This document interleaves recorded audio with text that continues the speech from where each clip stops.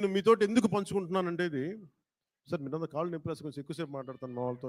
కొంచెం చైర్స్ వేయకూడదు, చైర్స్ వేయండి పాపం. ప్రతిసారి నేను మాట్లాడుతూ ఉంటే నలిగిపోతూ ఉంటాను, కొంచెం ప్రశాంతం కూర్చుంటాను. కొంచెం చైర్స్ ఉన్నాయా?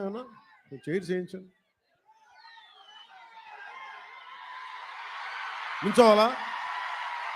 కాదు, నేను కాదు, వాళ్ళు. అంటే నాకు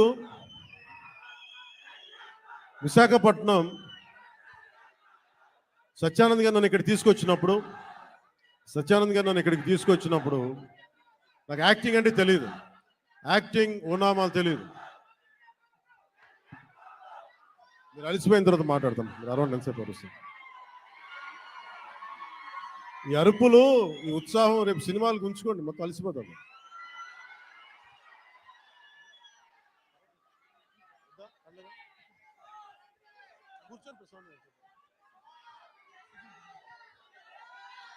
నేను మీతోటి నా అనుభవాలు పంచుకుంటాను. అంటే నేను మీరు ఇప్పుడులా కనిపించే సత్యానంద్ గారు నాకు పరిచయం అయ్యే టైంకి నాకు బయటికి 10 మంది మధ్యలోకి రావాలంటే చాలా ఇబ్బంది ఉండేది. రూమ్లోంచి బయటికి రావాలంటే సిగ్గుపడిపోయాడు, ధైర్యం ఉండేది కాదు. కానీ లోపల చాలా ఆలోచించేవాడిని. ఏదన్నా సరే బయటకు వచ్చి ఏదైనా మాట్లాడాలి, గొంతు పెగల్చాలి అంటే లోపల బిగుసుకుపోయేది, భయం వచ్చేది, గొంతంతా ఉండలు చుట్టుకుపోయేది. అలాంటి సమయంలో మా అన్నయ్య గారు అడిగారు, నీకు ఏమవ్వాలని ఉందరా అంటే నేను చాలాసేపు ఆలోచించాను. జస్ట్ బతకాలు ఉందని చెప్పాలనుకున్నా. ఆ మాట అంటే కొడతాడని చెప్పలే, ఏదో తెలివితేటలు చూపించుకున్నా. కానీ నాకు లోపల ఏముండిందంటే నాకు ఏ కోరికలు లేవు. నాకు చిన్నప్పటి నుంచి నాకు పెద్ద ఏం కోరికలు లేవు. ఏదో మామూలుగా బతకడం తప్ప ఒక హీరో అవ్వాలనో లేదంటే సాధించాలనో లేదు. కానీ చిన్నప్పటి నుంచి ఉన్న ఒకే ఒక్క మూల లక్షణం ఏంటంటే అన్యాయం జరిగితే ఎదురుదాడి చేయాలని ఉంటుంది, నాకే జరగక్కర్లేదు. అలాగే సహాయం చేయాలనిపిస్తుంది. ఈ 2 లక్షణాలు తప్ప సినిమాలు చేద్దామని కానీ డబ్బులు సంపాదించాలని కానీ నాకు ఆలోచన లేదు. అలాంటి నాకు చదివేవాడిని. అలాంటి నాకు వీని ఇలా వదిలేస్తే ఎటు కాకుండా పోతాడని మా అన్నయ్య గారికి భయం వేస్తుందేమో.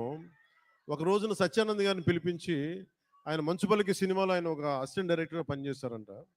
ఆయన పిలిపించి ఈయన ఢిల్లీ నేషనల్ స్కూల్ ఆఫ్ డ్రామాలో ఆయన అక్కడ చాలా పాల్గొని నేర్చుకుని ఆయన అలాంటి వ్యక్తిని తీసుకొచ్చి నాకు నన్ను ఆయనకి అప్పచెప్పి చేయమన్నారు.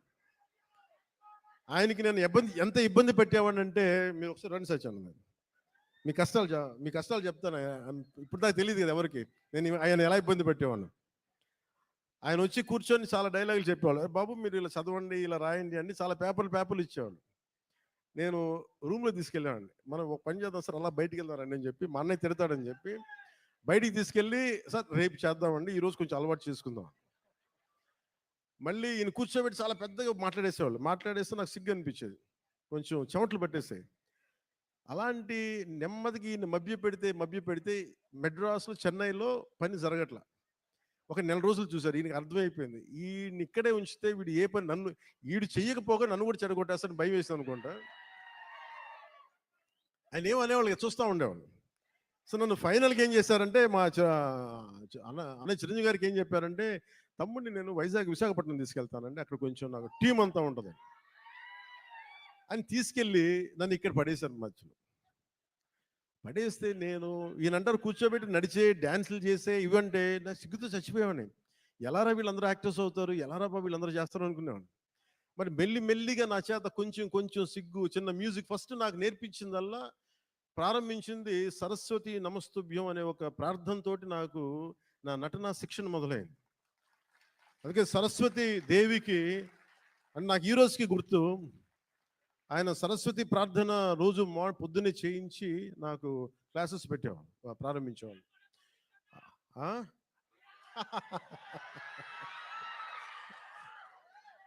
అలాగే ఆయన అలా స్టార్ట్ చేసి నాకు ముందు ఆటపాట చెప్పారు, మన ఉత్తరాంధ్ర ఆటపాట. అవి నాకు చాలా ఇంట్రెస్ట్ వచ్చింది. మెల్లిగా ఆయన్ని చిన్న ఏమంటుంది, పాముని ఏమంటుందని ఒక వైల్డ్ యానిమల్ని ట్రైన్ చేస్తారు చూసారా, అలా కొద్దిగా ట్రైన్ చేసి ఒక 2 అక్కడ దాకా తీసుకొచ్చాను నన్ను.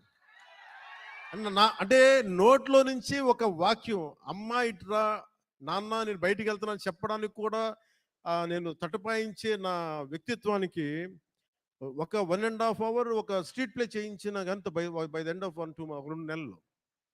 సో నన్ను అంత ట్రైన్ చేసి నేను నేర్చుకున్నది ఏంటంటే, నటన నేర్చుకోలేదు దీని దగ్గర, ధైర్యాన్ని నేర్చుకున్నాను దీని దగ్గర. నీకు ఏదైనా ఒక అభిప్రాయం ఉన్నప్పుడు నిర్భయంగా చెప్పడం చేసుకో. ఏమవుతావు, మహా అయితే ఫెయిల్ అవుతావు, ఏమవుతుంది. నాకు ఎందుకు ఆయన పాదాలకి ఈరోజు ఎప్పుడు నాకు అనిపించిన ఎందుకు ఇష్టం అని నమస్కారం పెడతానంటే, నాకు ధైర్యాన్ని నాకు పరిచయం చేసిన వ్యక్తి ఆయన. అంటే నీకు అభిప్రాయాలు 100 ఉండొచ్చు, లోపల భావాలు 1,00,000 ఉండొచ్చు, కానీ వాటి మీద నువ్వు ముందుకొచ్చి దాన్ని యాక్ట్ చేయకపోతే ఏం అవ్వదు అనేది నాకు ఆయన నోటితో చెప్పాల, ఆ ట్రైనింగ్ ద్వారా చెప్పారు. నేను అప్పుడు అనుకున్నాను యాక్టింగ్ అని. నాకు యాక్టింగ్ అని నేను నేర్చుకోలేదు, నాకు జీవిత పాఠాలు నేర్పారు నా గురువు ఆయన. సో చిరంజీవి గారికి నేను ఏం చెప్పానంటే, 1 సంవత్సరం తర్వాత, అన్నయ్య మీరు ఇప్పుడు సినిమా తీయకపోయినా పర్లేదు కానీ నాకు జీవితంలో బతికే శక్తిని ఇచ్చేవి ట్రైనింగ్ వల్ల. నేను ఏ కూలి పని చేసుకునే బతికేస్తాను తప్ప నాకు యాక్టరే అవ్వాలని లేదు. నాకు చాలా సంతోషం. ఆ తర్వాత అక్కడమ్మా ఇక్కడమ్మా నన్ను తీసుకొచ్చారు. అలాగే వైజాగ్లో తీసుకొచ్చారు, వైజాగ్ స్టీల్ ప్లాంట్లో ఇక్కడను చచ్చిపోయేవాడిని సిగ్గుతో. అప్పుడు మళ్ళీ మళ్ళీ మళ్ళీ ఒక 6 months మనకి 1 year గ్యాప్ రాగానే మళ్ళీ యాజ్ యూజువల్ మన యూజువల్ సిగ్గు మళ్ళీ ముడుచుకుపోయాను మళ్ళీ.